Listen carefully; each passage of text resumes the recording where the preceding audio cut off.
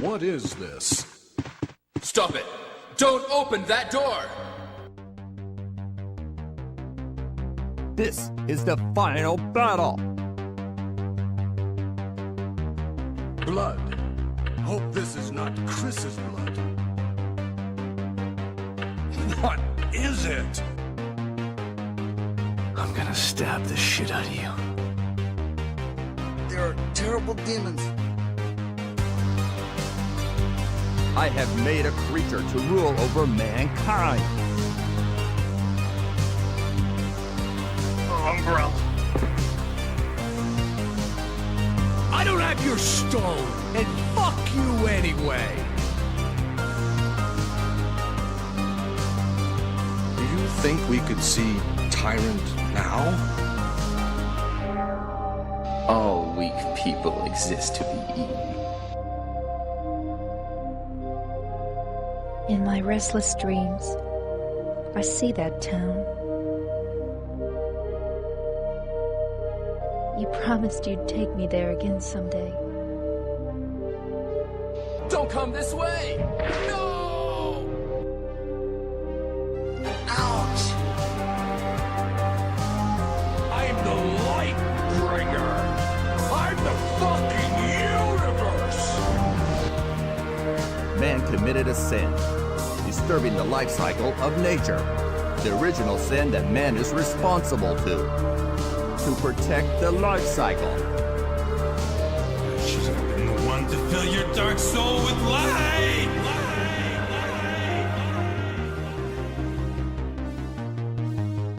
What a monster! This is the ultimate life form. Tyrant! Oh my god!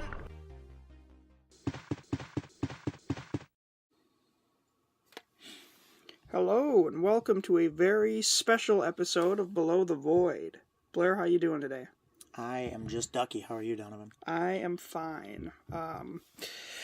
Marc and Mr. B are not able to be here, so it's going to be the two of us shooting the shit. So rather than do a regular episode, I thought we'd take some time out, and in celebration of the Resident Evil 2 remake out, which is fantastic thus far, I figured we'd have a little chat about horror games, you know, particularly the ones that have had an impact on us, like Resident Evil, and just to talk about some of the really good horror games that we've played lately, because there were quite a few that I played last year that I would like to talk about. Yeah, there have been some standouts.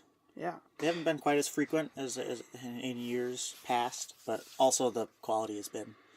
Quality has been a lot better. Yeah. A lot of horror games, like, you get those kind of shitty ones on Steam that are like jump scare fests, or Emily wants to play. Yeah. I mean, and not to, as fun as they can be, it's not the kind of I want. Not to knock those, but they seem like they're made to watch YouTubers freak out while playing them. And yeah, that's entertaining as hell. But like, I wouldn't want to. I don't not like necessarily fun to play by yourself. See, like, I don't mind getting jump scared, but I don't like playing a game for the sole purpose of being jump scared. Yeah, it seems really... A jump scare is fun in the moment, and it adds to whatever if it's done right. I mean, it's like junk food for your mind. Like, it's... but going into a game knowing, like, oh, there's gonna be some jump, like any game that warns, like, if they use it as a selling point, like, contains jump scares. Like, okay, so they're probably not very well made. Probably not the best game in the world. But like, there's horror games that have, like, that stay with you. Like, the credits roll and you just think to yourself, like, holy shit. Yeah. And you think about them for a while, you know, and that's not the kind of thing you get with most of those kind of jump scare fests. So they're fun. I think we can get into those a little bit.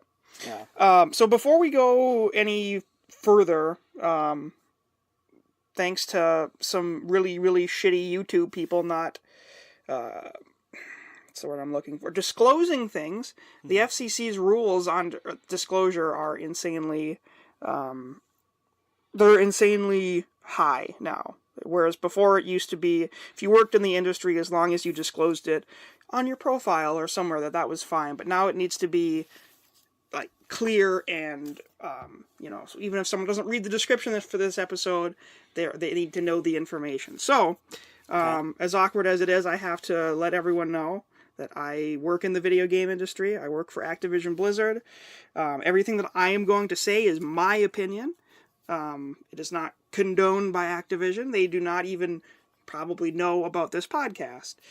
Mine. My opinions, no one else's, and that needs to be super clear. So, now that that's out of the way, what do you think, Blair? Should we just talk about, because, obviously Resident Evil is not the first horror game. Like, you couldn't even really make that argument. No. But it was definitely the first one that I played, I think. I mean, we had, Castlevania and stuff, but that's an action game with sort of a horror themes. Right. Yeah. Resident Evil was the first game, I think, that we played that... Actually, you know what? Maybe not. I think we had... You remember that game D? I do remember. I was just going to say... We had D on Sega Saturn. We had D on Sega Saturn. And that game is... I haven't played it in 20 years, but I remember it being fucking horrifying. I never played more than a few. I watched you play it. Yeah, that game... This was when we had the Sega Saturn. That game was fucking scary. But that was an FMV game. It wasn't like a... So it's probably not scary anymore. It's probably really funny now if we were to go back to it. The first game, I remember being scared, because I didn't play Resident Evil 1 until... God, I might not have played it until the remake on GameCube. Might not have actually played it. I've seen it being played. Right, I remember seeing you saw me play it because we had it on Sega Saturn. That's how I played it. Yeah, we had it but on we Sega didn't have a Saturn. memory card for the Sega Saturn, so we could play until we had to turn it off, basically, and then we'd have to start over. And it was too hard for me. Also, it spooked me. But the first game I remember playing a lot that scared the crap out of me was... I don't remember which Alien game it was. The one we had on Sega Saturn. Alien Trilogy. The face huggers. Scared the fuck out of me. Because it had, the face huggers, you could see them skittering, and then if you didn't kill them fast enough, they would be gone for a second, and you're like, oh god. And then they'd slowly crawl up your face. Right up the screen, yeah. That was the first, nope, I'm turning it off. I'm going to go ahead and put that there. Never look at that again. I just recently set up a RetroPie with a PlayStation emulator, and one of the first games I got was Alien Trilogy, because I remember that game on Saturn. I remember loving it, even though it was spooky. It's still spooky. The atmosphere is still there. It's pretty crazy. I mean, you can't really think, you like to think... okay, that game was made so long ago, it can't really be scary anymore. But, think about, the only thing that would really make you say that is graphics-wise. You're like, okay, they can't be scary looking. The graphics back in the day couldn't render something like that. But if you think about all of the, pixelated horror is a genre right now. Yeah. And a genre that works. Pretty well done. Yeah. So... going back to an old game like that, it probably is still pretty fucking scary. And I remember the atmosphere being there, the atmosphere, and, the sound effects, the music is it's all droney, and the sounds of the aliens, especially the skittering sounds of the face huggers and shit. It's well done. It's still a pretty atmospheric game. Obviously it has the Doom on console syndrome, so it's a first person shooter that you can't control your up and down. So you're basically lining up and you're shooting, and that's why those fucking face huggers get you all the time. You can't shoot down at them, so you have to line them up perfectly. Yeah.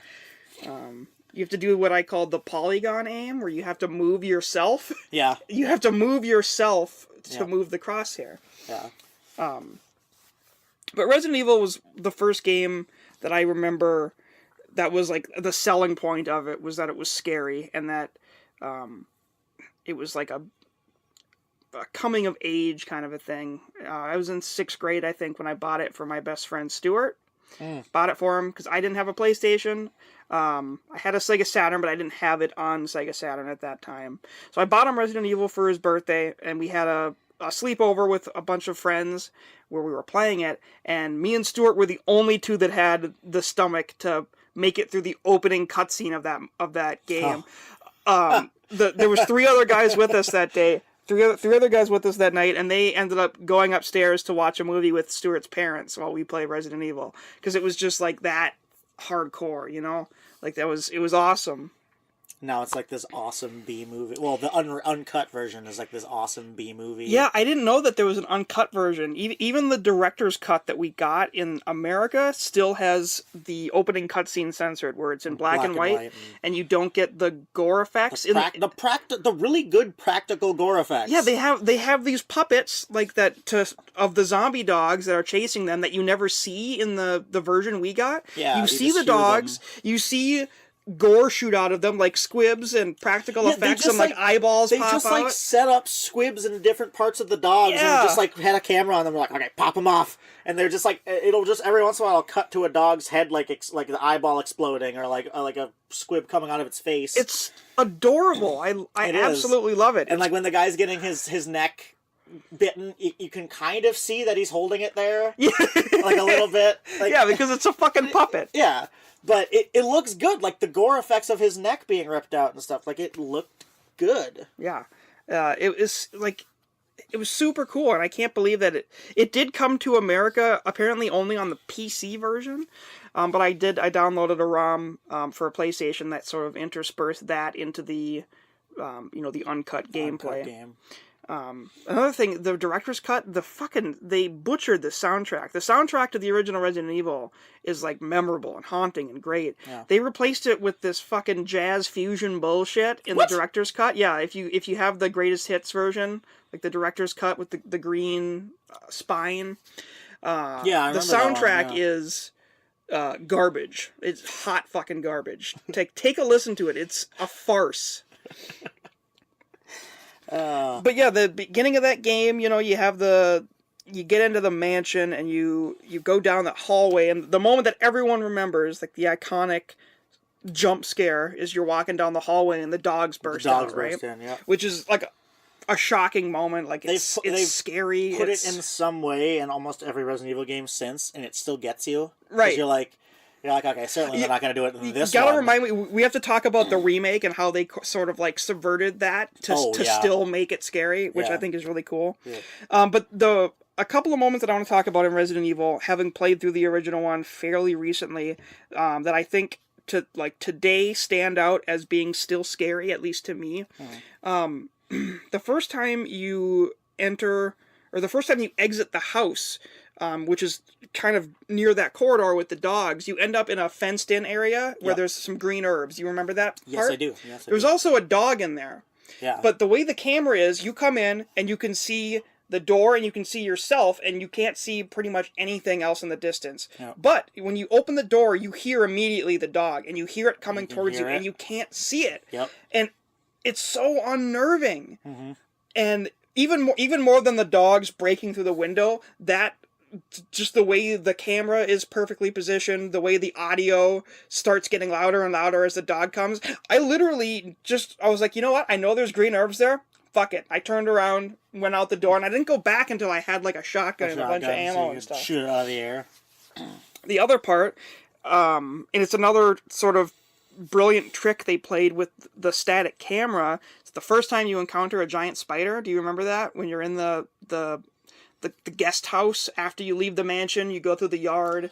Oh God! You go through the door, and you can sort of, the camera's a little bit further out, but it's still static. It's looking at you. You can see your face as you come through the door. Yep. And right above you is a giant spider on the ceiling, and it drops down, and oh goodness, that was like, I'm afraid of spiders, so that obviously didn't help matters. But the way the perspective in that scene worked, and it was like a masterclass in horror.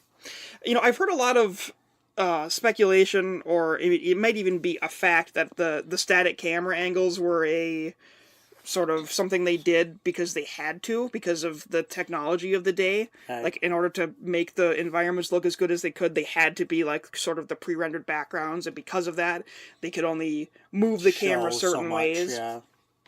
But if that's the case, the choices they made with that static camera to increase tension throughout the game is pretty fucking phenomenal, because a lot of that stuff still stands up, even though some of the stuff in that game, like the voice acting, doesn't at all. Like it's giggle inducing. Yeah. It's hilarious. Yeah.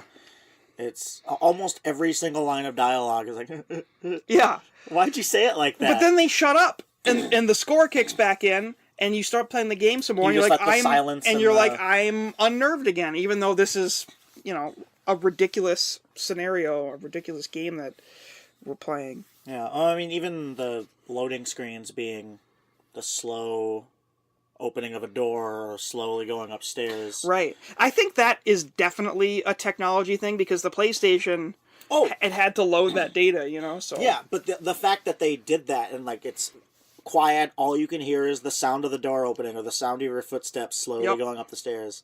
It adds a lot of tension. Yep. And then Resident Evil 2 had moments where it played with that, where you'd open a door and then a fucking zombie would be there in that loading screen. Because you always felt like loading screen was... that nothing was going to happen, because it's a loading screen. Right. And then there are certain doors where, like... There's one in Resident Evil 2 where you open it and you die instantly. Yeah. Like, you know what I'm talking about? Like, the one that's... it tells you, like, oh, fuck, there's zombies out there. It gives you a warning, and it's like, don't go out there. And then you can, like, go out there anyways, and if you do, you just die. Like, there's just a horde out there. You open it, and in the blackness of the loading screen, there's zombies there, and then when it cuts to gameplay, you're being eaten. Yeah. And it's fucking scary, because you're like, okay, yeah, there's zombies. I can shoot the zombies. I have a shotgun. Right. And then Resident Evil has some, like, cardinal rules, and one of them is that you're always safe in the save room. Mm-hmm. Like, you'll never get hurt. Even in Resident Evil 3 Nemesis, where he's, like, breaking through walls and shit to get you, I'm pretty sure he can never get you in a save room, right? No, I don't think he can. Yeah, so, I mean, there's some, like, areas of solace you have. But, I mean, you're not consciously thinking about it, especially the first time you go through it. You're not thinking that, that I'm 100% safe in the save room. Right, you just go in there because you got a fucking item box and a typewriter. Right, and... you gotta manage that inventory. Yeah. So yeah, in a lot of ways, there was a lot of good things they did. I mean, Resident Evil is a much better horror game than it is an action game, because the mechanics, the controls, the combat aiming and stuff, it doesn't hold it. That part doesn't hold up nearly as well as the horror elements. Well, and the idea too that it was. I mean, again, certainly not the first game, but. I mean, it had the horror element where you're not supposed to fight everything. Right. You're supposed to run away a lot of the time. And that's another thing that it does, because you don't necessarily know when you start that game that your resources are going to be as limited as they are, and your instincts as a gamer, especially in that day and age, is there's an enemy and you fucking kill it, right? Right. But in that game, it's, there's not many zombies you have to kill in that game. And in fact, it's a lot more efficient to run past them most of the time, as long as you're able to do it. But it's like the idea that, like, well, first of all, you can pop rounds into them, they'll fall over, and then they'll get back up. Yeah. And like the only way you know that they're dead is when the pool of blood, starts to pour out from under them. And that's another thing we have to talk about subverting in the remake. But oh, sure. But the idea, like, you shoot the zombie and you're like, okay, I have 15 rounds in this gun. Zombie's gonna take like 2 shots. You shoot it and you're like, okay. And you shoot it again and you're like, okay, he's still going. I'm gonna shoot it again. Yeah, sometimes he's still going. Sometimes they don't even. Okay, I'm gonna shoot it again. Oh my god. Yeah. And then they fall to the ground. And you're like, okay, it's done. I'm gonna reload, and oh, Jesus Christ! And he starts getting up again. And you have to fucking shoot him again. And then, or he grabs onto your ankle, and you have to kick their fucking head off. Kick his head off. Yeah.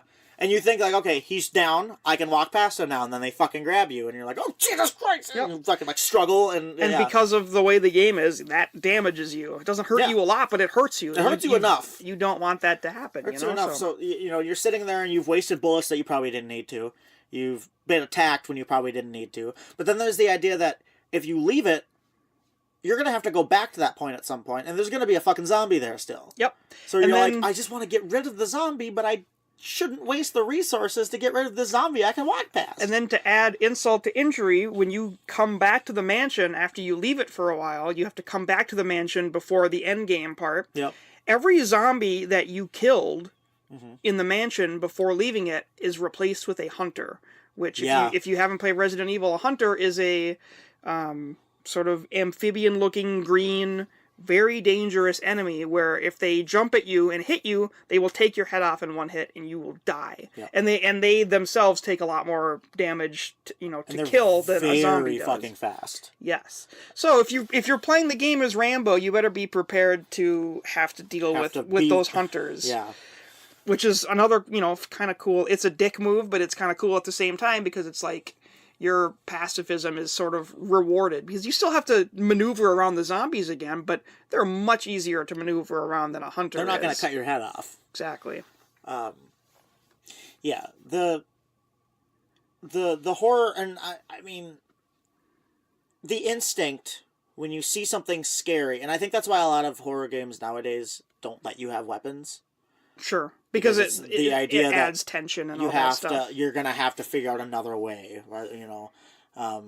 Like Outlast has moments where you do have to kind of fight back, but it's in unconventional ways. Right.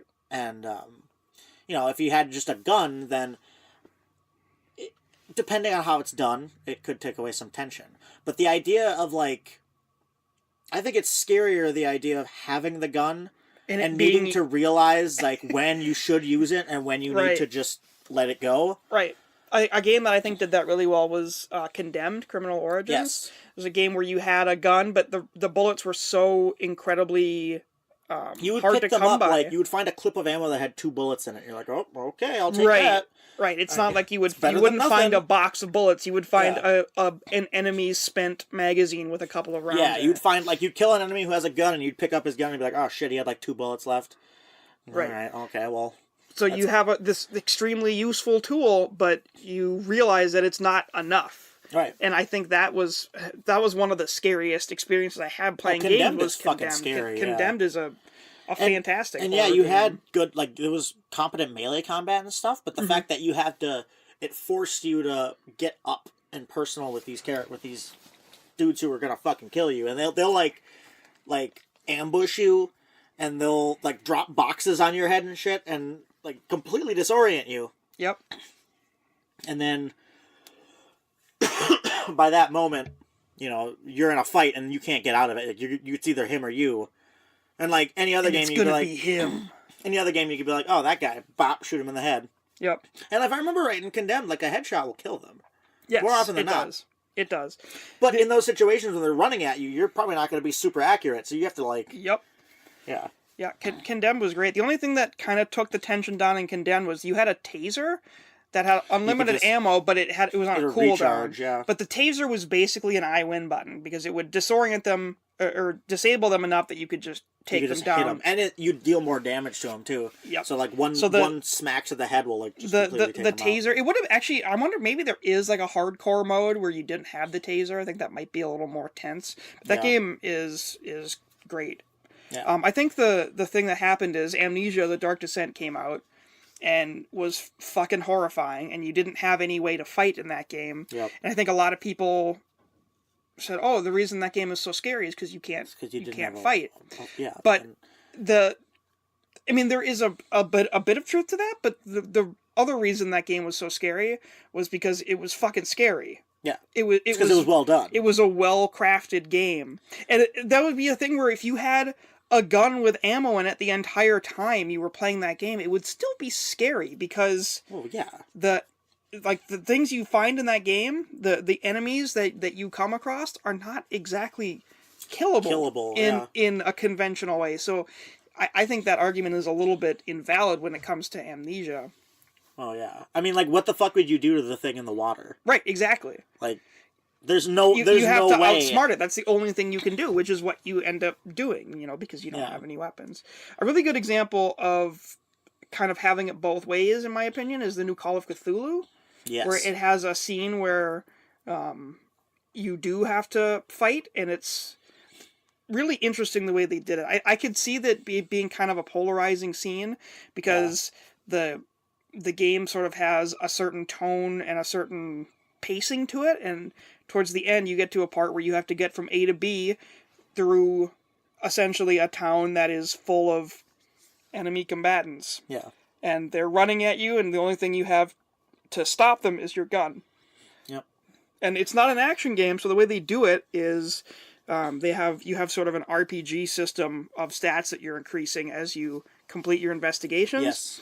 Yep. You can put points into sort of like your combat skill. Basically, what you do is your pistol is out. You essentially just like click on them or press the attack button on them. I think, and it does like an invisible dice roll behind the scenes to determine whether or not you hit them. Yeah. And if you hit them, they die. They just die. Right. Yeah. And it feels really cool. Like I thought that scene was super well done, especially it was one of my favorite parts of the game. Yeah. Because because you're a character who should be able to be relatively proficient with combat. Yeah.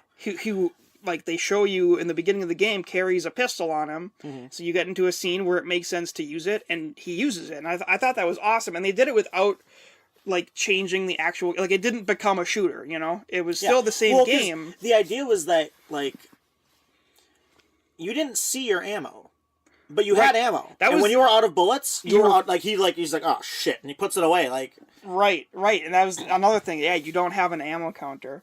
You remember the King Kong game did that. You didn't have a HUD, so when you pressed, you had to look. Yeah, if you held the reload button without just pressing it once, if you held it, Adrian Brody would take the clip out and he'd be like, oh, 15 shots or like whatever, like only 6 shells left or whatever. Yeah, that was pretty cool. Yeah, that game was pretty cool. That game was way cooler than it had any right to be for being a movie tie-in game. It's a super short game. Like you can beat it in like 2 hours. Yeah, but it's fucking awesome. It had cool mechanics. It had some cool mechanics that surprisingly didn't. The first-person shooter parts were really good. Yeah, it had some cool puzzles. It had some cool world traversal, and the parts where you were playing as Kong were fucking awesome. Yeah, because you just were got to King be King Kong. Kong, fucking shit up. He like runs on walls and swings from vines and fucking rips dinosaurs in half. There's a point where you're actually awesome. like throwing cars and shit when you're in New York, and like. I hope they make that backwards compatible or something. That would be fun to go through again, or if they put it on Steam or something. I think there was a PC release for that. That's a game I would fucking go through again for sure. Yeah, because it was a game that kind of, I mean, you didn't expect much from it. Like, honestly, the reason I bought it was because it was like one of the games, like a lot of early Xbox 360 games, where if you beat the game, you unlocked all the achievements. You got 1,000 points, and yeah. I to an extent still am, but there was a period where I was fucking obsessed with achievements, and I would just buy That's why we own 10 TMNT. games at a time on the cheap just to go through them and get the achievements and shit. Mm-hmm. And you know what? I don't regret that because there were some fucking dope games we picked up that I would never have. Terminator Salvation. Terminator Salvation was awesome. When you think of a game where you look at the box art, you look at the back of it, you see what the gameplay looks like, you're like, that is the most generic fucking thing I've ever seen. Yeah. This is probably trash. Let's get the achievements and fucking never play it again. Wow. We played that game co-op, and it was fucking good. It was awesome. A lot of fun. It had good mechanics. It had good design. It had good, tense, well-paced shootouts. Yeah. It had... Yeah, I mean, it was really well done. And, I mean, it was technically a movie tie-in, but I don't think it really... It kind of had its own... It kind of had its own thing, yeah. Like, it came out at the same time as the movie, and it was, like, in the Terminator universe, but I don't think... Were you playing as John Connor in that? Yes. I think you I don't think he was, like, meant to be Christian Bale. Right. Like, right. I don't... It's weird to think about now that it's 2019. The summer where we went through all those games was fucking 10 years ago almost now. That was the summer of 2009. Jesus Christ. Where we went through like Wanted and Terminator. Wanted is a game that's the same developer. Same developer, yeah, Grin. Grin. They got unfairly shit on their entire career, and and fucking the game that everyone like remembers them for and dislikes them for is the Bionic Commando remake, which I played a few years ago, and it's fucking good. Fun as hell. I don't understand why. It's stupid. And it's not like Bionic Commando, I guess, or maybe that's what Nathan Rad Spencer's an idiot, but he's fucking cool to play as. Right. The game was fun. Yeah. I was like, am I playing the same game? I don't understand what's happening. I bought it really cheap on Steam, and I was like, I don't understand why. Like, this is like a solid 7 out of 10. Right. Like, do you remember back in the day when a 7 out of 10 was like decent, and now a 7 out of 10 is like oh, fucking garbage, would never waste my time or money on this. Yeah. Fucking crazy. There's so many, like, 7 out of 10 games back in the day. Like, there was a golden age of, like, what I would call AA games. Yeah. They're not AAA. Yeah. They might be published by AAA companies, but they're not AAA budget. Like, games like, oh god, what am I... I'm fucking blanking on it now, but, Dark Void, like, Capcom put out. Oh, yeah. Like, it's a kind of a silly...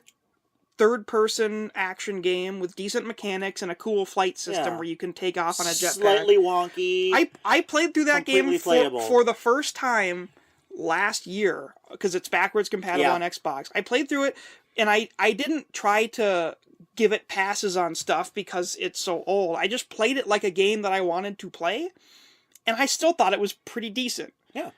And a game like that would never get made nowadays. No. Games like Singularity. Singularity was fucking great. Raven Software. Oh, yeah. Like, Singularity was, Singularity, like, it was... Which, by the way, Activision, I did not test that game at all. That was before any of that stuff was in my wheelhouse. So we've been Raven fanboys since fucking... I remember the first game... Probably Soldier of Fortune 1. Soldier of Fortune, I was going to say Jedi Outcast, but that was after Soldier of Fortune. That was after Soldier of Fortune. Yeah, Soldier of Fortune 1 was awesome. I didn't play Soldier of Fortune 2 until it was pretty old. Yeah, but it was a PC. But it holds up. The first one holds up, too, as long as you're not playing you're not playing it on Dreamcast. As long as you're not playing the Dreamcast version. Yeah, because it's still very hard, and having to load that long between every death is very disheartening. But... Raven is just they're like my dream first-person shooter developer. They just want them to feel good and be gruesome. Yep. Like and they like you shooting people's arms off and blowing heads off, and because they're a holdover from the glory days of PC gaming. One of my favorite parts about the book Masters of Doom, which is about id Software, is about their relationship with Raven and how they helped make. Heretic and Hexen and stuff like that. Because there was a time when id was based out of Madison, which is how they met the Raven guys, because that's still where Raven is.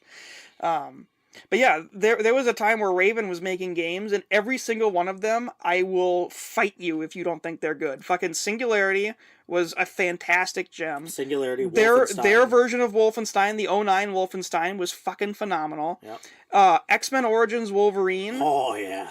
Is fucking one of the greatest X-Men games I've ever played. It's also probably the best movie tie-in game ever made. It probably is.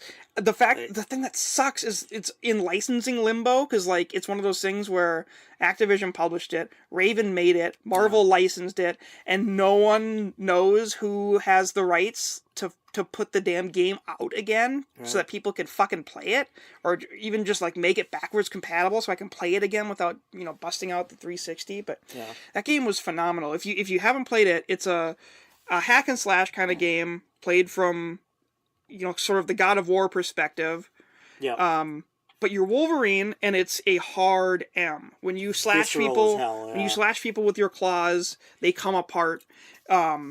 Wolverine comes apart. Like your health, your health is his body. Your body, yeah. Like your skin gets exposed and starts to heal over as you. You can see bones exposed and shit, and you can slowly see your muscle and skin healing. There's a cutscene in the game where Wolverine gets out of a pair of shackles by literally degloving his whole fucking arm, to the bone. Basically, it's gruesome. It's so awesome, and. There's just no fucking way a game like that would get made nowadays. Oh. Well, it's kind of the sad state of affairs of is it worth our time if it's not going to be AAA? Right. Either it's indie, either it's fully indie, or it's AAA. Right. There's not much in between anymore, just because there's a lot of it's not worth our time, or... And the only games that buck that trend, for example, Hellblade... is a game that, isn't a game that had a AAA budget. The only problem with that is that the guys at Ninja Theory, the guys and gals, the game feels AAA. It feels like it was made by... I would consider it AAA just from the final product. It feels like it had a budget of a AAA game when it didn't. So, it's a step in the right direction. It's absolutely a step in the right did direction. as well as it did. And the fact that Microsoft saw that and now, now owns them. It's kind of like maybe they're seeing that, because the kind of the shitty meme is that single player gaming is dead. And right. Jim Sterling had a really good video about that. Like, it's absolutely not fucking dead. But fuck no, it's not. But games like Hellblade, where you have the game Hellblade, you have your storyline, and then when you beat the storyline, you can decide to stop playing or start it over. Right. That's it.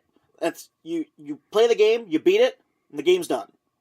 And it was praised for that, where a few years ago when The Order came out, exact same thing.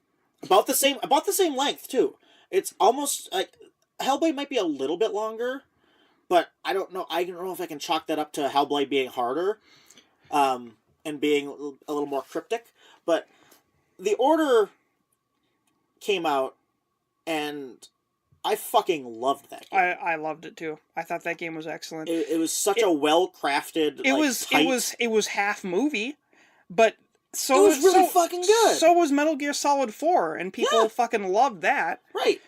The difference with The Order, I think, versus Hellblade is The Order was hyped so high, and I blame Sony for that. Yeah. They hyped the shit out of that game to the point where like everyone was looking forward to it, even people that probably shouldn't have been, because what you have is people buying PS4. You have a relatively short, very stylish action game with really not much else other than its aesthetic to set it apart. But here's the thing, the aesthetic was fucking really good, and they nailed the look of it. They nailed like the technical aspects of it. Yeah. Of course there was also the controversy. You remember the why it was locked at 30 frames per second, rather than just admit like, yeah, we can't make it go above that because it's a fucking console and we're pushing it to the limits. Mm-hmm. They had to say, which I still think was probably something to do with a Sony mandate, to say, oh no, it was a deliberate decision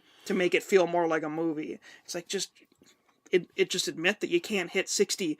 We understand. We really do. People will complain, but we will understand. We don't need like the excuse of we want it to be more like a movie, because especially in that case, if that were the case, put a toggle. Right. Like Evil Within 2 had that. You could put the bar, because the first Evil Within had it, and it was a stylistic thing. It actually was a stylistic thing. Yes, but it was mandated until a patch took it out. Because people were like, okay, I get it, but I don't want it. Yep. Like, some people want it, some people don't. And Evil Within 2 was like, okay, just from the very get-go, it's a fucking thing in the options that you can turn on if you want the black movie bars. Resident Evil 4 did that too, though. I think so, yeah. Although I could be wrong, but I think when Resident Evil 4 came out on GameCube, if you were playing it in 4:3, like on a non-widescreen TV, I think the black bars were mandatory, and I think there weren't black bars if you were playing on a widescreen display. No, because we had the little. We had a 4:3 TV, yeah, and I remember the black bars in that game. I don't remember if you could turn them off. I just remember thinking it looked pretty cool. But I didn't care because it looked cool and the game was rad. Right. And, oh man, that game is so good. I don't know. There's weird things that people will complain about, but the point is, I mean, going back to horror games too.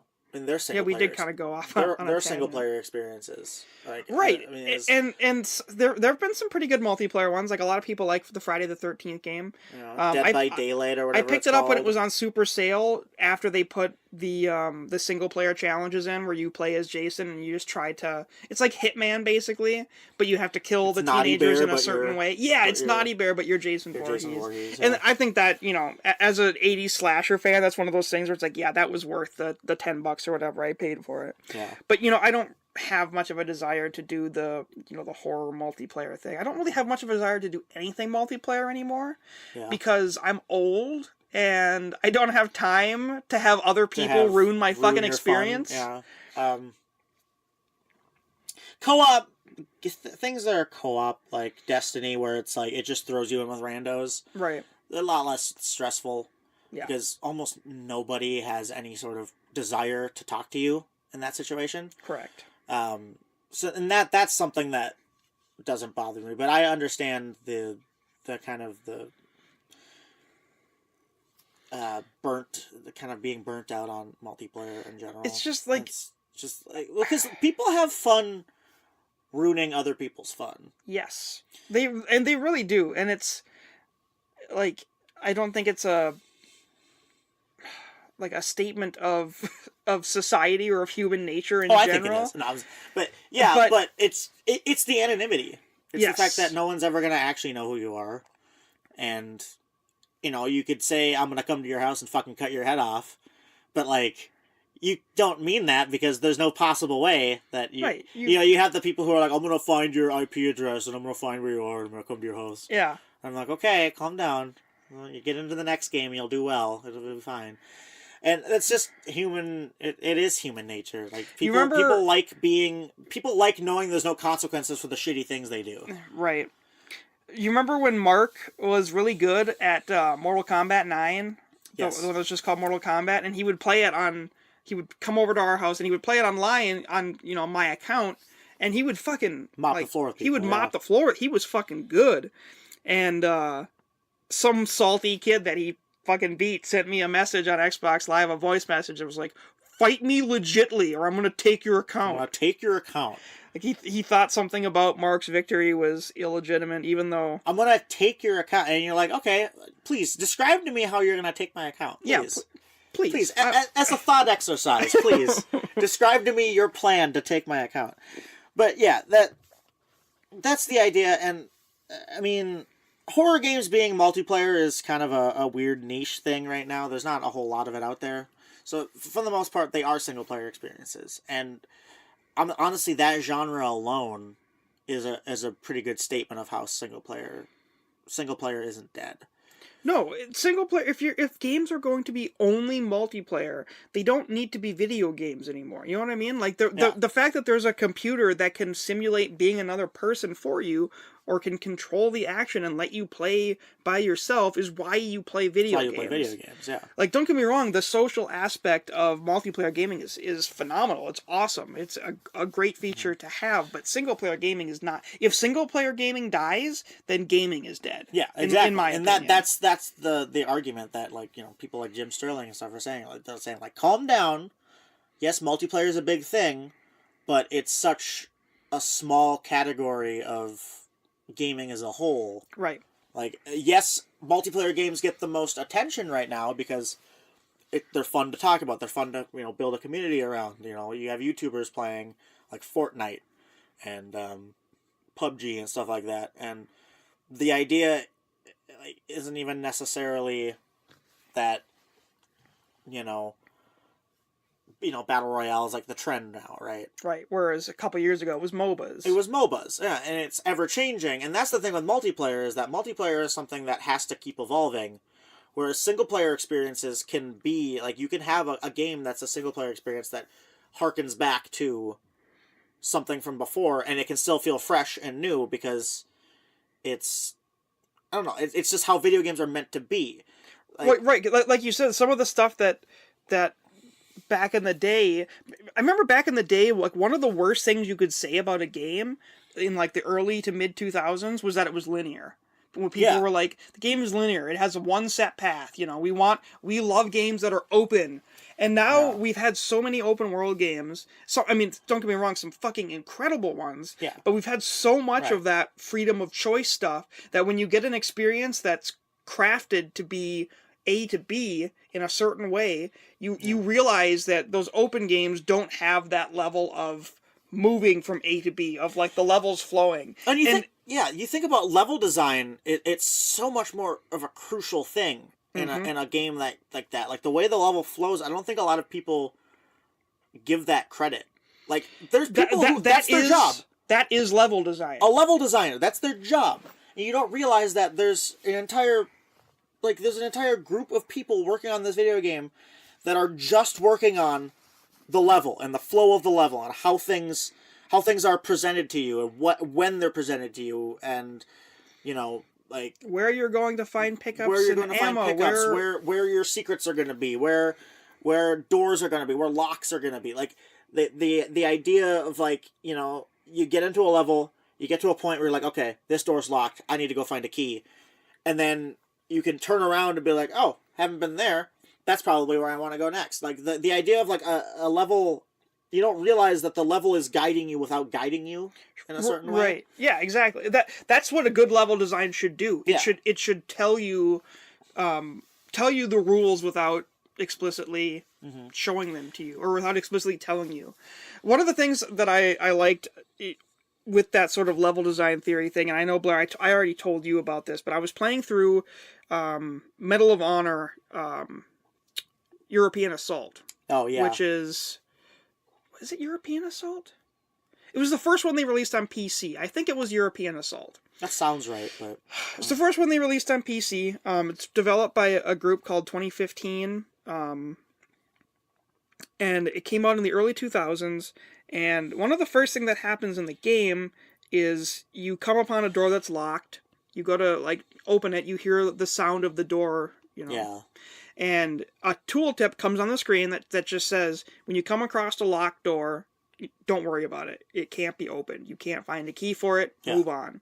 And I thought, that was kind of weird. But then, if you think about it, back in the day, this was still the old school Doom-style level design that a lot of people were thinking of. Colored keys. Where if you have a locked door, there's a key to that door somewhere. Yeah. And the locked door, rather than being set dressing, that was where you had to go. That was your objective. You had to find the key to get in that door. So what the game was doing by playing the sound and putting that little tooltip up was, like, essentially setting your expectations for the whole game, where it was like, don't worry about the keys. Don't worry about this door that's locked. Yeah.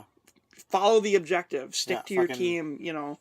I thought that was really... shoot some Nazis. I thought that was kind of a cool little bit of design work, because the people's, you know, their mindset back in that day would have been a lot different when you're playing a first-person shooter, even one that has a serious kind of real-world theme like that. And that's the thing, too, about single-player games, and I'm not saying that a multiplayer game, like a game that's made to be multiplayer, can't be well-crafted and... Oh, absolutely. You know, I mean, obviously can be, and there's a lot of work that goes into it, and... I'm not saying that, but what I am saying is that making a single player game, there's an art to it, where you have to be able to craft the experience, like, for the player, because there's going to be one person who's interacting with all of these things that you're putting into this. Whereas multiplayer, a lot of it is like, I'm going to make these, you make these game modes, you balance them, whatever, you balance the weapons, or you balance whatever, the objectives, whatever you have to do. But you're building the level, you're not building the gameplay. Yeah. The players are going to build the gameplay. The players are building the gameplay. And, I mean, that's a cool idea, and it's obviously, I see why a lot of people gravitate towards that, because it's like, it's a player-driven experience. But the idea a multiplayer game has to be balanced, and in order for an action game to be fun, it has to be heavily balanced in the favor of the player. Yes. Even in a hard action game, it needs to be balanced in the favor of the player, because if you fight one enemy per level, it's fucking boring. Yeah. You need to be an army, cutting down enemies and exploiting their weaknesses. And the thing is, you can't do that in a balanced multiplayer game, which is why, in my opinion, the single player experience will always be superior to what I want in a game, not objectively superior. Don't want that to be. No, I'm there with you. But you remember a few years ago when a lot of indie games were starting to procedurally generate things. That was a big selling point. It was like the levels are procedurally generated, and the reason it was a selling point was because that, in a lot of people's eyes, was like infinite replayability, because the levels are never the same. The experience is going to be different each time, which is pretty cool. But the industry really quickly got burnt out of it, and now the exact opposite is true. If you make a game that has dungeons, you say they're handcrafted. Yeah. They're designed A to B, and that's a selling point now. And that used to just be the thing. That was just what a game was a well-constructed series of levels that were laid out in a specific way for optimal gameplay. Right. I mean, if you think about, like, a game like Destiny, or I've barely scratched the surface on Anthem, so I guess I don't know how their dungeons are, but games that have like these strikes, or I don't know what Anthem calls them, or like even Warframe to a certain extent, they have the level types. And Warframe's a little more like different every time, just because you go into like, you know, you have a tile set, specific tile sets that have a look. Yep, and then you have a mission layouts. Type. You have a mission type, and then you put the mission types in those layouts, and they're different. You know, the different kind of groups of enemies. You're never going to go into an exterminate mission and be like, oh, this guy's always going to be here, and this guy's always going to be here. But like, you know, Warframe is almost like a marriage of procedurally generated. It's like they procedurally generate options that were handcrafted. That's kind of what Warframe seems like. But you go into a game like Destiny, and you are meant to do the strikes, you know, over and over again, and to an extent, it is sort of like, oh, this guy's going to be here, this guy's going to be here. I like that about it. I like the idea that, like, okay, we're getting to this room, like, okay, you go up there, there's going to be some guys over here, like, and, you know, and again, Destiny, to an extent, it's not going to be entirely the same every time. Like, there's not necessarily going to be the same group, but you'll have, like, okay, this big guy's going to come out, and he's going to come out when you activate this thing. So don't start activating this until you're ready to fight this big guy. But then we can have people up here who are going to be ready with this, like keep your supers ready. And you still have sort of the emergent element of, even though you've done it before, your loadout might not be the same. So a boss is going to be different if you have different weapons, or you're a different class, or you're rocking a different subclass. And, the idea that they've added this thing too, where it's like, oh, you're going to get rewards if you're playing as the same subclass as someone else in your group. So then you're like, okay, then you have to think about it even beforehand. This guy's doing a solar subclass. I'm like, I usually do void, but I'll try solar. So then it's going to be different. It's going to be essentially different. Like when I fight this guy, like I'm not going to be playing a support role here. I'm going to be playing a damage role. But the idea, you're still going into these dungeons that are essentially the same. Right. It's still sort of the same core challenge. Yeah. But it gives you multiple ways to tackle it. The challenges are the same. How you go from A to B to C, and you fight the boss at the end, and then you're done. But I think that's why, like, a lot of people will talk shit about Destiny, but hardly anyone doesn't like the strikes. Yeah, it's because they're well designed. You know, the people at Bungie who have been doing first person shooters since Halo, or since Marathon even. Yeah. You know, they know that sort of level design, and it really, really shows through in the scripted the parts where it feels like it was crafted to be like a level. And if they were procedurally generated strikes, I don't think they'd be as good. No. I don't think you'd have... I don't think so You'd have the first time you did it, you'd be like, oh, that was cool. And then the next time you'd be like, okay, like maybe this part, like, I remember, like, you know, the fucking little hive guys swarming over this hill before. I remember, like, you activate this thing and then they fucking come out in droves, and there's this really cool moment where you have to fight them off or whatever. And then the next time you did it, what if that didn't happen? What if a big guy came out instead? And you're like, that wasn't as well paced. That wasn't... Right, that was like, different, but was not better. Unexpected, but I didn't like it as much. So the idea that they are handcrafted, I mean, some people might use that as a negative point. Like, it's the same thing. You're supposed to do it a bunch of times. It's the same thing. But, like, they're designed to be replayed. Right, exactly. They're designed to be fun regardless of how many times you've done it. Right, and the core gameplay loop of something like Destiny versus something like Halo is totally different. Halo is designed to be done in a specific order, and the narrative goes in a linear fashion, whereas Destiny is done in a way where you kind of get the narrative piecemeal, and the only thing that's really like cohesive to the experience is the designs of the levels that you're in. Yeah, and don't get me wrong. Yes, you can get burnt out on something like Destiny or Warframe. I mean, I consistently get burnt out of both of them, but I always come back to them. That's the difference. You always come back to it. Like, I've taken, for both of those games, I've probably taken months off at a time. Of Destiny, for sure. Destiny, for sure. Warframe is probably harder not to say. as much, because... Warframe is harder to say, but... Yeah. Well, because you have PC and you have Xbox and now Switch. Now you got Switch and... I've even started it on PlayStation 4. Yeah, I did too before. I wanted to play it on console, and it wasn't on an Xbox One at the time, so I was like, fuck it. But the fact is, like, yes, I absolutely have gotten burnt out on Warframe. I absolutely have gotten burnt out on Destiny. But the fact of the matter is, there's going to be a point where I'm going to say, you know, I fucking want to play Destiny right now. I'm gonna fucking boot up Destiny. I've been consistently playing Warframe for a while now. Like, yeah. It's been a pretty long streak. The reason is because both of those games have a satisfying gameplay loop. Because yes, it is a gameplay loop. You are going to do things over and over again, but it feels good. It's well made. It's well designed. It's designed to be a gameplay loop. Like, it's designed to be something you can play over and over again. Yeah. And regardless of if you get burnt out on it at some point, there's going to be a point where you're like, yeah, that I'm going to go back to that. Like, I don't want this to sound, like, overly violent or anything, but I don't know if there's a more satisfying thing in gaming than getting a perfect headshot in Destiny.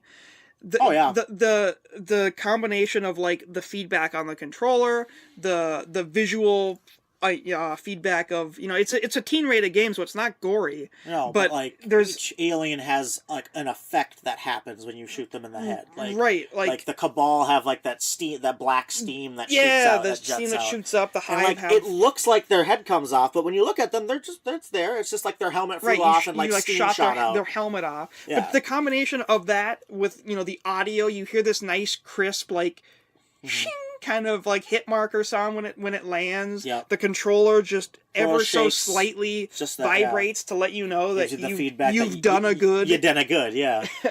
It's fantastic. Yeah. Like problems aside with the series too, Battlefield also has a very good, satisfying. It's mostly in the sound design, because Battlefield's always had fucking good sound design. Battlefield 5 sound design. But when you get a headshot in Battlefield, it gives you like this distinct, like you hear like the sound of the bullet going in, but you also hear like a ching sound, and it just, it's not realistic. Like a person's head's not going to have a weird metal sound when it goes. I mean, like maybe it's supposed to indicate like a bullet going through a helmet or something, but I don't know. But the idea is that it's the feedback and like the idea of like even something as small as like the hit reticle, instead of being white, it's red. Right. When you get like it just the little details of the feedback. Max Payne 3 did that. Yeah. Where when you got a kill, it would flash really quickly. Where your dot was for your reticle would turn to a red X real quick. Yeah. To let you know that flashes a red X real quick. Guy's dead. Don't have to keep shooting him. Yeah.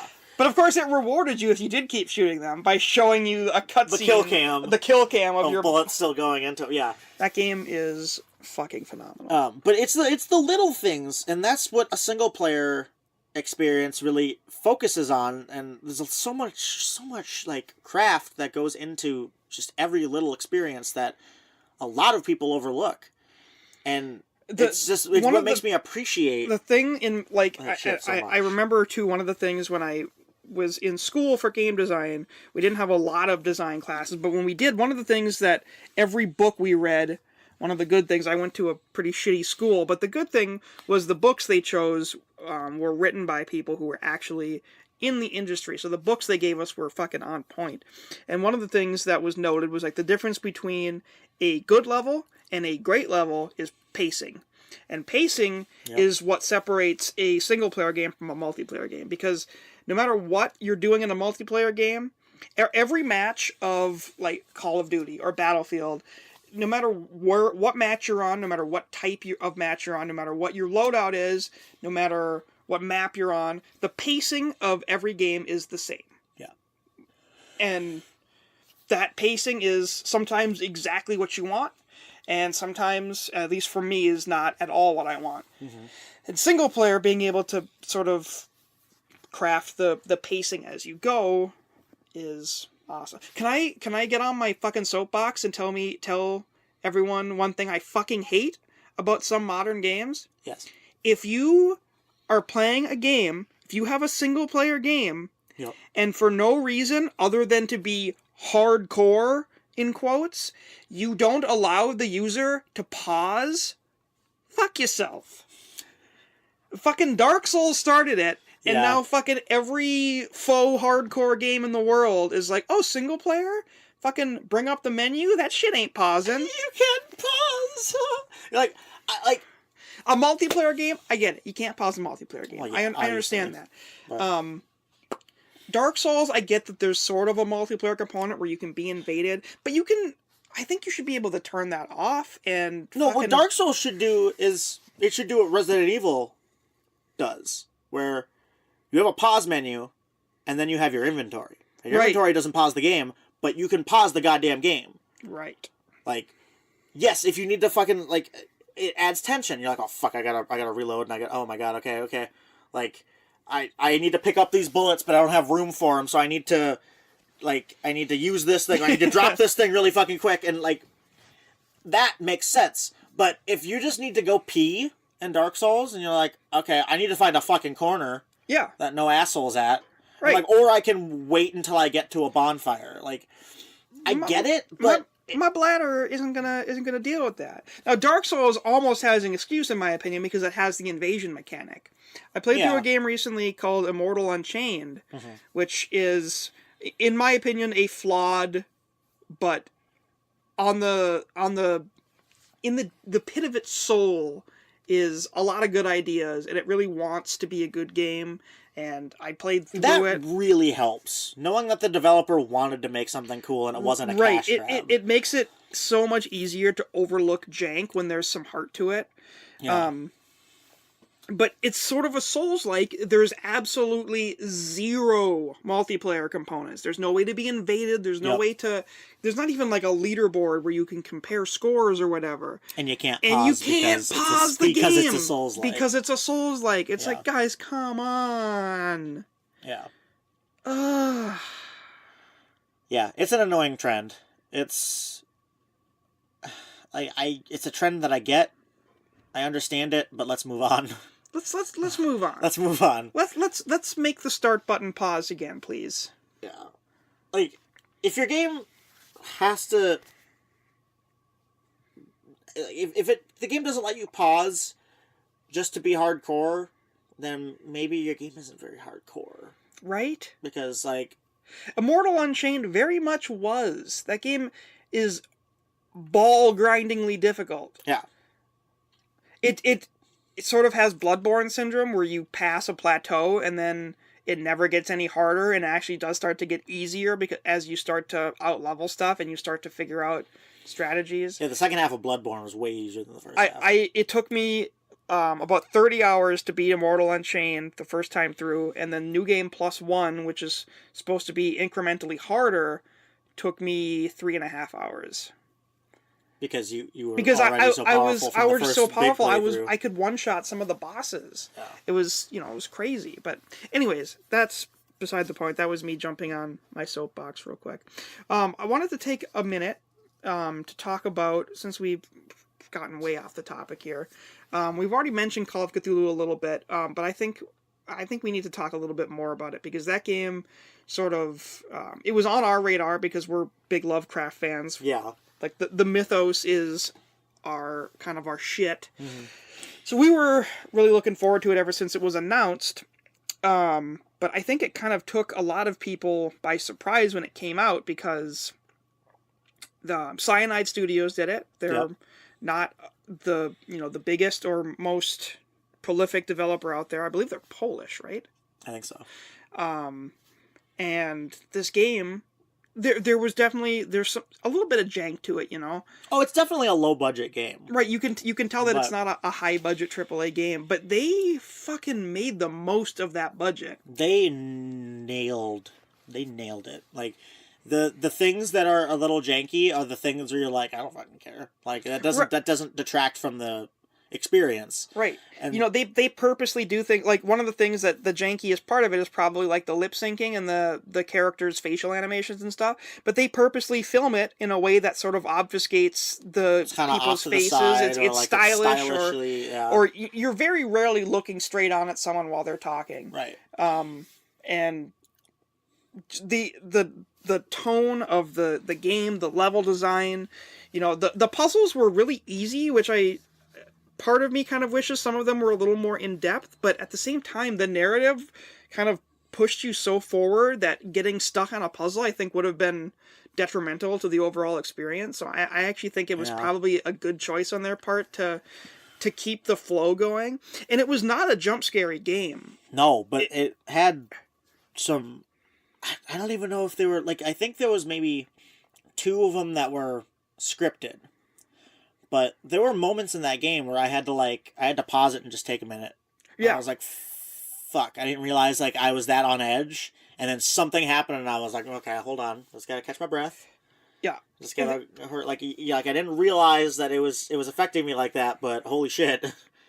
The game really fucks with your mind. It sort of fucks with the expectations you have of a, first person, almost walking simulator type of game. Right. Like we mentioned, there's the scene where, with the gun where it sort of becomes a first person shooter a little bbit. Just the way that it deals with insanity and not knowing what is real and what isn't is really good, because between the 2 of us, we've probably read every fucking story Lovecraft has written. Oh yeah.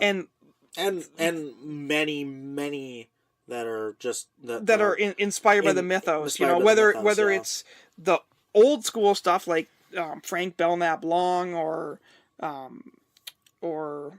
Clark Ashton Smith, we read those. We read the modern authors, like Laird Barron, John Langan. Yeah. They do these fucking great Lovecraftian tales. We've read pretty much everything in the genre, and when the story is put together in a way that even I didn't understand, or not understand, I couldn't tell what was insanity and what wasn't. The way they did it was great, and it wasn't in a way where it was annoying. We're like, why couldn't they just explain what's going on? Like, there's questions that I still don't know the answer to, but it's done in a way where it's like, yeah, that's a question that I'm not going to get answered, and I have to deal with that because this is a cosmic horror story, and that's just the fucking way it is. Yeah, it doesn't need to be answered. The thing is, there's a moment pretty close to the beginning of that game where you see a pretty big character die. And then yes, I know some this shit scene goes down, and you lose consciousness, and when you wake up, that character is there, completely unharmed. Yep. That was the first moment where I was like, oh, it's gonna do this. Where I was like, it's going for it. Yeah. Okay, because I actually don't, because I was like, okay, it's gonna be one of those things where they're gonna pretend like, they're gonna be like, what are you talking about? You weren't down there. But then they're like, oh yeah, we found you under some rubble, and I'm like, we found you exactly where I was. Where you were, and you fucking you gave us a scare, and you're like, but you're dead. Yeah. And then it never gets brought up again. Yeah. He's just in the rest of the game. And you're sitting there like, okay, well, what was the fucking, what was wrong? Was it him dying that I saw, or was it... Right, is this a manifestation of my...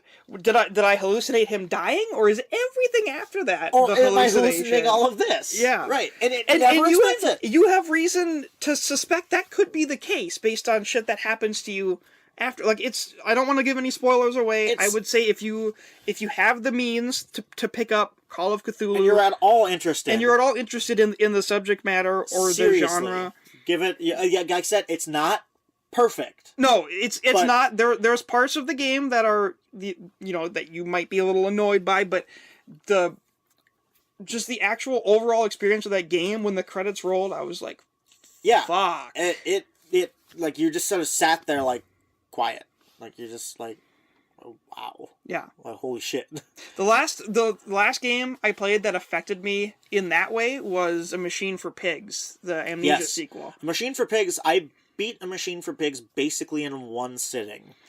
I did it in 2. And I did it technically in 2 too, but the first sitting I had was like getting out of the first main area. Like it was like probably 45 minutes. And then the other few hours of the game I did all in one sitting at that point. I just I turned off my light. I was in my dorm. I was living, on campus when I was in college. Was that with was the nun with you? Yeah, the spooky nun who haunted my dorm was watching. Yeah, she thought it was pretty spooky too.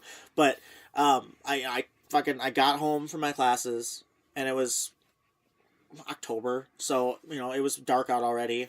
Like it was my late day, and I was like, you know what? I don't have anything going on. I don't have any homework. I got all that done, whatever. I'm just going to fucking turn off the lights, fucking draw my blinds, put on my headphones, and I'm going to finish this fucking game. And I played through the whole thing, and I just sort of, like, I didn't say anything. I didn't text you. I texted you later afterwards, but I didn't Probably text after you. like, I didn't text anyone. I just fucking, I like, put on my coat, and I just walked. I went and walked around, and I was like, I had to think about it. Yeah. And I was, like, sitting on a bench, and I was like, God damn, I need to see if Donovan's beating this. Hold on. Yeah, and I hadn't even played it yet. I owned it. I hadn't played it yet because I had loved the first Amnesia, and the actual, like, it was a different kind of game because there wasn't a lot of moments where you could lose in Amnesia 2. In Machine for Pigs, there was a few moments where you were running from stuff, but for the most part, it was just figuring out, like, simple traversal puzzles and getting through it. But, the storyline, the underlying storyline, when it comes together at the end, and you realize what everything is, what everything means, what you've been doing, you get... It was a simultaneous feeling of, like, revulsion, but it was also super badass. Yeah. You know what I'm talking about? Yeah. When you realize that what you've done in the past and what you're doing now, when all of that, like, clicks, and it all clicks at the same time. Yeah. Like, you realize, like, oh, and then you're like, oh. Oh, and the score kicks in. The score of that game is phenomenal. The last, like, 20 minutes of that game, I'm thinking about it right now, and I'm getting goosebumps. Like, it fucking, and it's not even really, after probably the final half hour, the last, like, creature that can do any harm to you is gone. Like, you've traversed it. You were done with that shit. And you're just getting towards the end, and you're just so fucking riveted, and it doesn't let go until the credits hit. And you're just sitting there like, God damn. Yeah, there was one of those things where, like, as someone who, like, went to school for game design and has, like, my entire life wanted to make games, it was a game where when the credits rolled, I was just like, it was like almost depression. I was like, I will never make anything that resonates with people like this just did with me. Like, it's such like, on the surface, it's such like a small scale kind of game, like a very intimate. It is an intimate, creepy, story. Claustrophobic kind of game, but at the end, the scale of it makes it feel like the fucking epic. It makes it feel like the world. Epic. Yeah, it's a goddamn like it's like Mary Shelley's Frankenstein. Like, it's something that should be talked about. It's something that should be studied. Yeah, and that game is. It's. I mean, you're not wrong if you think there's not much gameplay in that game. I mean, it's walking from point A to point B, and sometimes things kill you. Sometimes things can kill you. And they don't even really kill you. Like, when they capture you, you basically, like, I think they eventually will kill you if you get caught enough, but it's actually kind of creepy because when you get caught, you would expect to die, and then you just sort of you wake up in a cage, and you don't know where you are, and you can escape from it. Fuck. Yeah, like, okay, now I don't know. I knew where my path was before, but now I gotta fucking find it again. And there's a point in that game where it's kind of like the first time that you really deal with the creatures in it, and it's fucking horrifying because, like, you hear these, like, pig squeals, and it's super dark. You can't see anything. The pig squeals, by the way, have kind of tormented you up to this point as well. Yeah, and you know that they're in the room with you, and you're surrounded by cages, and they could be in the cages, they could be fucking behind you, they could be above you. You don't know. You just hear these echoes, and you hear, like, movement, and you hear these squeals, and you're like, oh, fuck. Like, this, I'm finally dealing with these things. And, yeah, when you first see them, it's not, like, a big fanfare thing. It's just something, like, you'll be walking, you're like, oh, fuck, it's right there. Like, it's... Right. And then you realize it doesn't even, like, if I remember right, it doesn't even notice you at first. Like, it's walking across... No, it's just walking. It's like Bigfoot just walking across the street. And you're like, oh, you try to turn off your light, you're like, okay, did it see me? Oh my god, did it see me? And then you just hear it, like, squeal, and you're like, oh my god, is it coming? I don't know. Yeah, is it just talking? I'm not gonna turn my goddamn light back on. But the game does such a good job where you don't know what their threat. You don't know, like, you assume they're a threat, and because they're horrifying, because they're fucking scary, and never holds your hand like, oh, these things are gonna kill you. Right. You better run. Like, it's just, you see them, It's and they're literally there. like fight or flight when you see them. Like, Yeah. there's no tutorial for that. That's just human nature. You fucking don't want to deal with that. Right. And it's something that like, if it was done today by a less competent developer, and not even a less competent developer, but if it was done today, that scene would probably be a jump scare. Right. Or like it would be a scripted event that would happen the same way. It would be like more an in your introduction. face. Yeah. It would be like oh shit, like maybe it would even be a cutscene. You know, I mean, like a good example is like the Resident Evil trope of the first time an enemy shows up, you get a cutscene of it doing something fucked up. Right. Like, you know, Resident Evil 2, you got the liquor on the ceiling and it fucking goes down. There was the iconic moment in Resident Evil 1 where you see the zombie crouched over the guy. Yeah. And it turns around. And it turns around, there's blood in its mouth, and yeah. Yeah.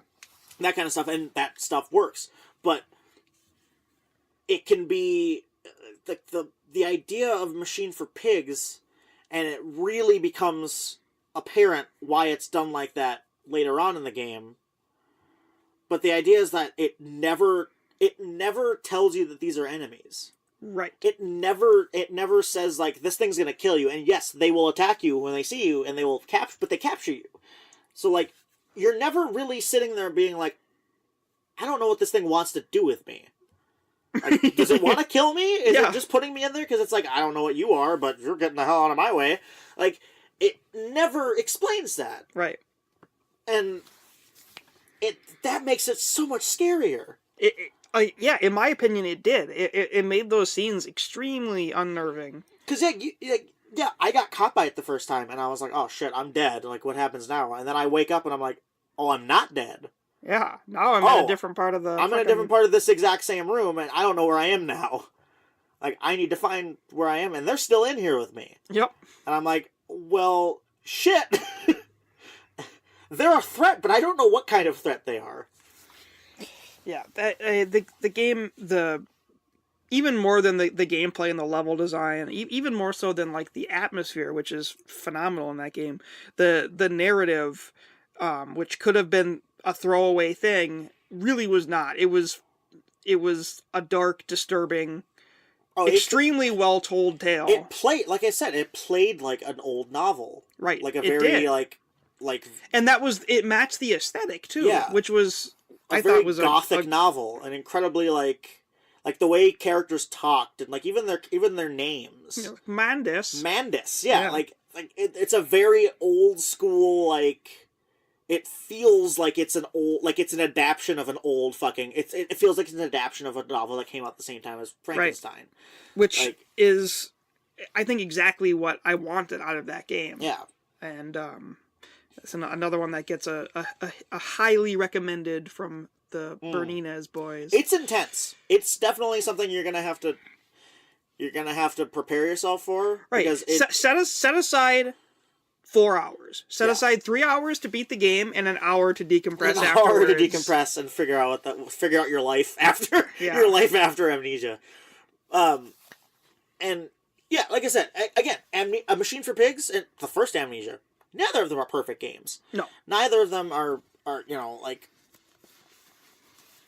We're not saying it's going to be, like, you're going to play it and you're going to be like, wow, there's never going to be another horror game that plays that well. Like, right. You're never going to have a horror experience like that, but you're going to... The strong point of both of those games, on top of the well-paced scares and the level design that moves you through, is they both have narratives that are... haunting. Yeah, and they actually go somewhere. They go, yeah. It's not just like... It's not a throwaway thing. Which a lot of horror games can be, because it's like, okay, like, I am an investigator, and I'm going to investigate a murder of this person. I'm going to investigate the spookies. It doesn't really matter, but what matters is that I am now in this scary house. So, let the scares happen. Yeah. And I don't really care who killed the person. It's a ghost. I know the ghost is spooky, And let's get some spooky jump scares in there. And there's nothing wrong with There's that. nothing wrong with that. There's a lot of good horror games that are like that. That have throwaway, kind of stories. I mean, like I said, that's not necessarily a negative point, but the idea of the Amnesia games is that it is absolutely the point that the narrative is king. The narrative is what drives you through everything. Personal. It's a very personal story. And it just continues to get more personal while also continuing to get more grand. Right. It gets bigger. It opens up. It involves more of the world. And at the same time, it still focuses in on a single character, which is the character that you are controlling, that you are inhabiting. Yeah. And that you are slowly discovering, in the case of Amnesia, the naming of the game is apt because you don't remember. You don't remember who you are. You're discovering. So you're discovering it with the character. What your character was like. Why are you there? Right. Like, you're in this scary place. Yeah, but the idea is not like, okay, I'm a person. I came here and now I'm at this scary place. Oh no, something bad happened. But the idea is that the thing that's driving you is figuring out, why the fuck am I here? This place is fucked up. Right. Why am I here in the first place? Who am I? Like, why would any person come here knowingly? This place sucks, and I hate it. In both cases, the answer to that question is more complex and fucked up than you would have imagined. And it's what keeps you going, and it's not like a oh, that's it? Right. Like, you sit it and you're like, fuck. Like, oh, okay. And yeah, that... Long story short, play Amnesia, but both of them. Yeah, I think the collection that has both games is on PS4 and X1. I think it's like $25 or something. Like, you have steals. If you don't have it on PC already, I'm saying you have no reason not to play those games. Deals of deals. Yeah. Again, unless you don't like horror games, but I don't know why you'd be listening to this. Because they're intense. Again, they are like the scares. A Machine for Pigs less so than the first one, just because it doesn't focus so much on like the staying in the dark makes you creepy, makes creepy shit happen, so that you have to constantly be refilling this. I don't think your lantern can go out in the second one. No, it doesn't. There's a mechanic in the first game where you have to find oil for your lamp to keep the light, because if you stay in the dark too long, you start to go insane, which is bad for a lot of reasons. Yeah. However, the downside to that is when the enemies show up, the light obviously gives you away. So it's a balancing act between insanity and staying safe. And that's sort of where most of the gameplay of Amnesia comes in, is balancing that and also doing the stealth of hiding. And solving simple puzzles. Like, I gotta make this mixture so I can pour acid on this lock. Yep. Because I don't have a key, so I'm gonna fucking burn this lock away. Or I gotta figure out, like, how to move this, and then I can stack that on top of that, and then that'll hit that. Like, it's stuff like, it's simple stuff where like you're like, okay, I know I need to put that there. One of the most memorable moments from the first Amnesia that I think will go down in history as one of the defining horror gaming moments is when you encounter the creature in the water. Mm-hmm. So you, if you haven't seen this, the conceit of it is you enter this waterway where there is an invisible creature in the water. It's like waist-high water with some debris floating in it and some bodies floating in it. Yep. And you soon realize that there is a creature in the water that will kill you, and you cannot see it. You can't see it. You can see it. You can see the effect it has on the water, which is a well-done effect. Mm-hmm. And so, the way to get through this scenario is you have to bait it with the dead bodies. You have to use the dead bodies to distract it while you get by, and just the visceralness of that, of how gruesome that scenario is, along with being hunted by something that you can't properly see and that you can't damage. It leads to a scenario where that's like the gear check, where a lot of people just nope out. They're like, well, it's fairly early on. Yeah, it's fairly early on, and it's this game can't do it. Right, and that's the moment where people are like, yeah, I couldn't get past that part. Like, that was it for me. Because you're sitting there and you get into the water, and then it just comes at you. Yeah. And the thing that Frictional Games, the developer of Amnesia, The Dark Descent, one thing that they did really well with their original game, which was Penumbra, is sort of portraying to the user a panic state in the player character. Yeah. With breathing and camera effects, on the screen. And when shit goes down in Amnesia, your character starts to panic. Your field of view kind of narrows. The music gets more intense. It gets more intense. It gets kind of piercing and unpleasant. Yeah. And this happens when you see a creature like that. So you're dealing with that. You're dealing with the fact that it's coming towards you, and you have to figure out a way to navigate beyond it. It's a harrowing scene, and it's done incredibly well, and I think that's one of the reasons that it's remembered so fondly as such a great horror game, because it really is, but that scene is above and beyond. It's kind of like the high water, no pun intended, high water mark of spooky scenes in your game. Yeah. Well, we're going on really long here, so I feel like we didn't even talk about a lot of the stuff we were gonna. I feel like we've got quite a few more of these, lined up, ready to go in the future. But is there any last thoughts you want to get out before we bid these fair listeners adieu? Just in terms of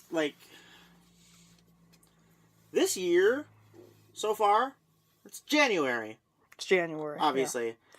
Fuck you! It's January. Holy shit! Is it going to be a good year for games? Yeah. We have started off fucking strong. Resident Evil 2 Remake, I'm only a couple hours in, but it's already a Game of the Year contender. And you know what?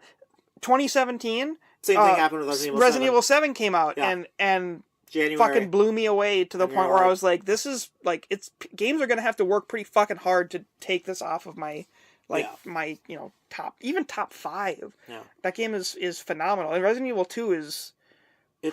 wow. Wow, is it good? Yes. And it's just an incredibly strong contender. And it's right off the bat. It's January. I mean, other games we're looking forward to. We've got Metro Exodus. Which we should have talked about Metro. We'll do that next time. Those are horror games as much as they are action games because of we have a few of those to talk about. Yes, absolutely. Horror, because horror and action can be blended very well and be very exciting while also still being scary. Right, because there's games that have proven that those things aren't mutually exclusive, like some people think. Knowing that you're able to hold your own in a fight, it sometimes doesn't matter. There's still moments where you're like, okay, I can't take that thing down, or right now, or I'm gonna have to find a better way to take that down, or I'm gonna have to figure out it's a balancing act that. Yeah, the Metro games, we'll definitely have to talk about them in depth because they're excellent at it. Yes. But yeah, Metro Exodus comes out in February. That game is going to be phenomenal. Rage 2 I'm super excited about. Rage 2 looks pretty cool. That's definitely not going to have any sort of real horror elements from what I can tell. No. It looks like it's going to be more of a fun, straight up kind of action game. Even really more so than the first game. It looks like it's going for the kind of Borderlands level, insanity. Yes. It's going to be a weird apocalypse. Right. Like some Mad Max. I mean, the first game had a little bit of that, but at the same time, it was still kind of it took itself a lot more seriously. Right. This one, and this one's developed by Avalanche, who did the Just Cause series. Yes. And they also did the Mad Max game that came out around when Fury Road came out, which was I fucking love that game. Excellent. Yeah. It was basically open world game, but you were Mad Max, it was really well done. So I liked it. Yeah. We got a lot of shit to look forward to this year, in the coming months and as the year progresses. Atomic Heart, that's this year, right? Atomic Heart is this year. That's one we should talk about when we talk about Metro for sure, because that looks like it's going to be a first-person horror game with a lot of action-y elements to it. Elements. It's got RPG elements, it seems like, to it too. Yep. There's the mobile game, the mobile sequel to Alien Isolation. That's going to be... We should talk about Alien Isolation, because Alien Isolation is... I need to play that. I also need to play Soma, which I've not played yet. Yes, I have gotten halfway through both of those games, and I've stopped playing them for different reasons. And one of them was because of the game, and the other one was because of just time, and a horror game is hard to get back into after a certain amount of time, so I'm just gonna have to start it over. Alien Isolation was the one that was because of the game, right? Yeah, Alien Isolation was, all intents and purposes, an absolutely excellent horror game. That it had hardcore syndrome, where it tried to be old school by having save points that are not frequent. Right. And that's something that I think works. It can work really well, but not when you're constantly being stalked by an enemy that will kill you in one hit. Right. I think there's a whole nother conversation that we need to have about inconvenience being mistaken for horror. Yes. Because there's a lot of that. The thing is, case in point, Resident Evil 2, the remake, if you're not playing on hardcore mode, has autosaves. Like, you still have to use a typewriter and a hard save, but it has autosaves that are effectively act as checkpoints. Yep. And still scary. Still hard. Right. It's just not fucking annoying. Yeah. I've had many moments in that game so far where I've been like, I don't want to go in there. I don't want to do that. Oh, I guess I got to do that. Okay. Thanks, game. I guess I'll just put my tiny little flashlight and hope that there's nothing in here. But, and I think we're going to have to talk in depth about about Alien. But there comes a point where the first half of that game is so fucking scary. Yeah. And, you don't know what you're dealing with, and you don't even actually deal with the xenomorph until a good chunk of the way into the game. Right, because there's, hunter-killer robots after you, right? The fucking robots are terrifying. Yeah. They just slowly walk towards you, and you can just see their eyes glowing in the darkness. And, I mean, yeah, they can't shoot you or anything. They just slowly walk towards you. And there's humans that you have to deal with. You know, you have to kill humans, and eventually you're able to, make some noise to make the xenomorph see them, and then the xenomorph will kill the humans for you, and then you could take that distraction. And there's that kind of stuff. But then there's points where you have to get from point A to point B to point C, all without checkpoints, all while being stalked by the xenomorph, who will kill you in one hit. And there are parts where you'll see it's spit, kind of dripping from the ceiling, and you're like, okay, well, if you step under that, it kills you, and you have to notice that kind of stuff. You know, there are cues where it's there, but sometimes it's just roaming, and you have the classic hiding in a locker kind of thing.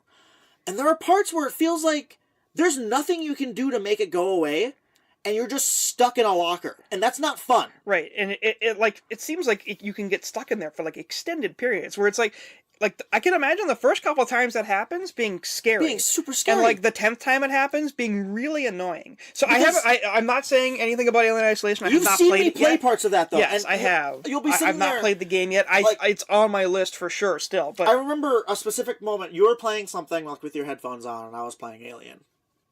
And I was in a locker, and it was probably 15 minutes before you were had looked back up at the screen, and you were like, I was like, are you still in the locker? Are you in another locker? And I was like, no, it's the same fucking locker. I remember that. It's the same fucking locker. It won't go away.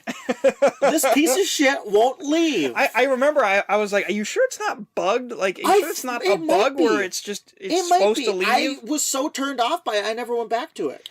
And I felt bad about it because the game was so fucking creepy, and even the little things are when you boot up the game, it has all of its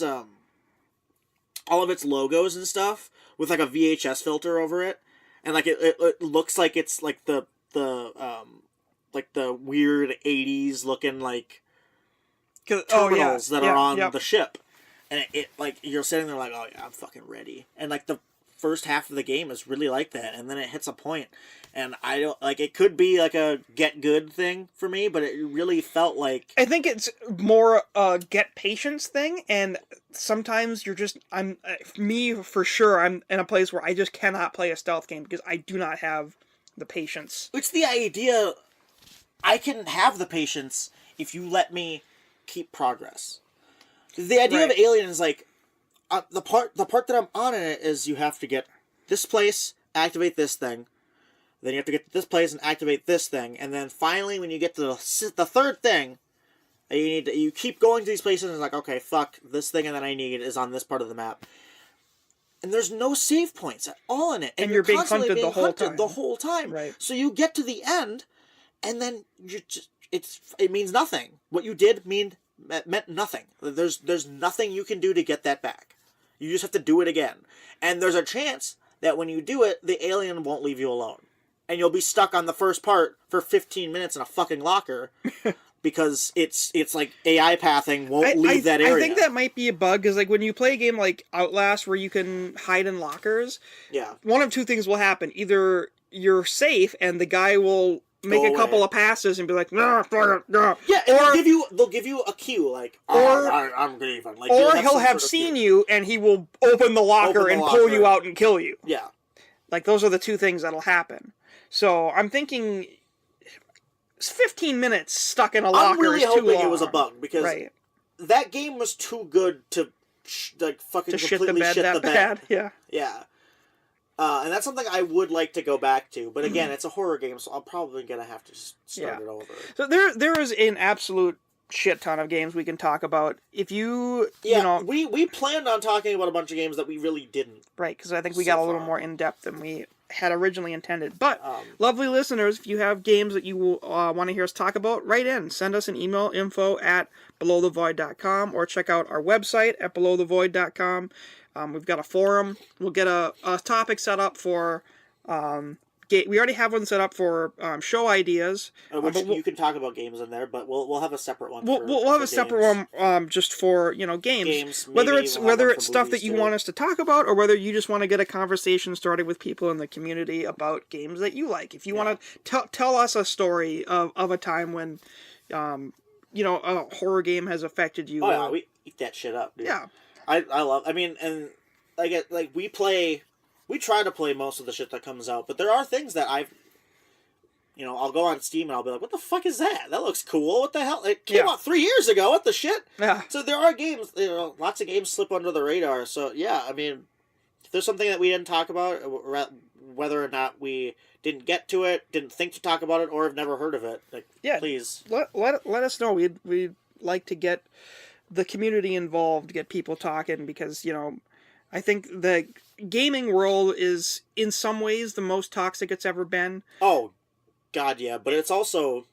I think if we can just be sort of open and honest and sort of make a community and talk about the things that we like and don't like in a respectful way, I think we can really start to, turn this shit around. I think, in my opinion, PUBG sucks ass. But guess what? If you like PUBG, good on you. It was made to be enjoyed. The interesting thing about that, Blair, is that this is scientifically proven. If someone likes something that you don't like, it doesn't affect you at all. At all. Yeah. Like, that's a weird thing that a lot of people don't seem to have picked up on. Yeah, like I want nothing to do with the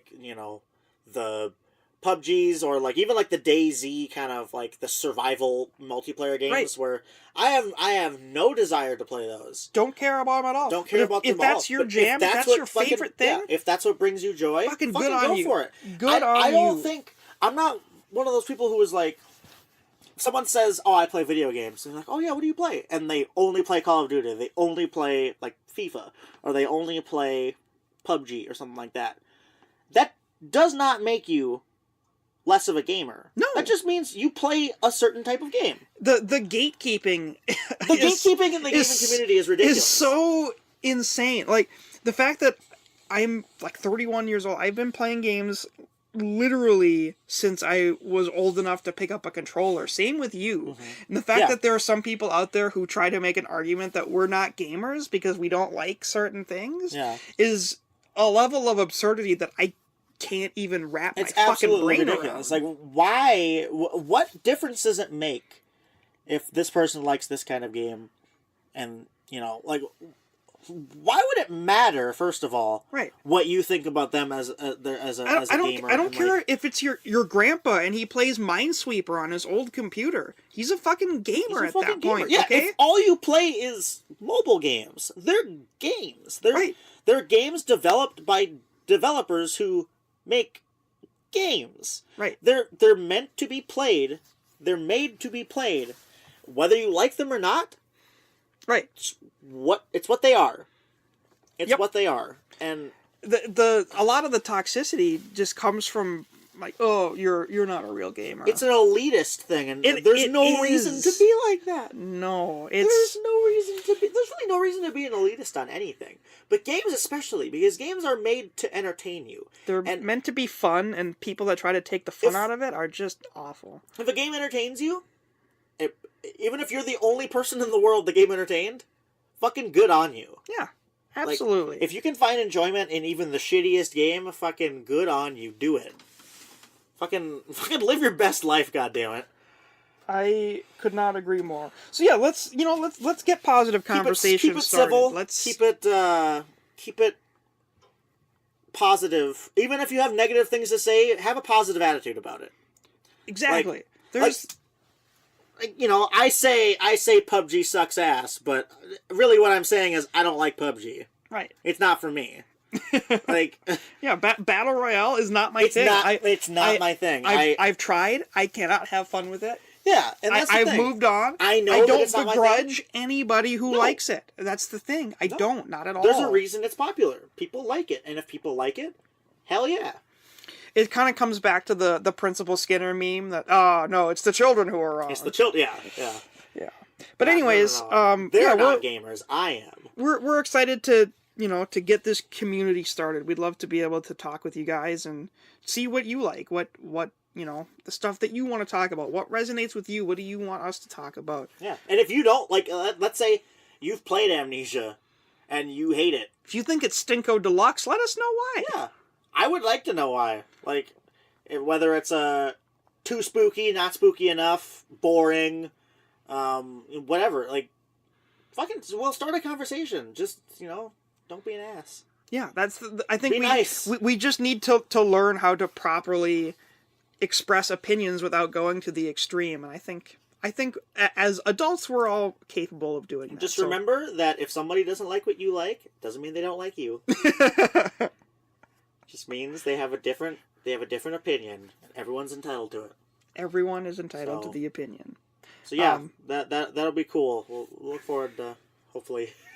So that wraps up this very long special episode. Hopefully you guys like this. Another thing I want to say is your feedback. We're not just asking for positive feedback. If you listened to this and you got to the end and you were like, "This was the dumbest shit I've ever." Waste of my goddamn time. Why ever do this. Don't ever do this again. Let us know. Let us know. I'm not saying we won't do it again, but it would be good to have the data. Yeah. So good or bad feedback is key. If you guys got to the end of this, I got nothing but love for you. Nothing but love for you. Nothing but love for you. We'll talk to you guys again later, all right? Bye-bye.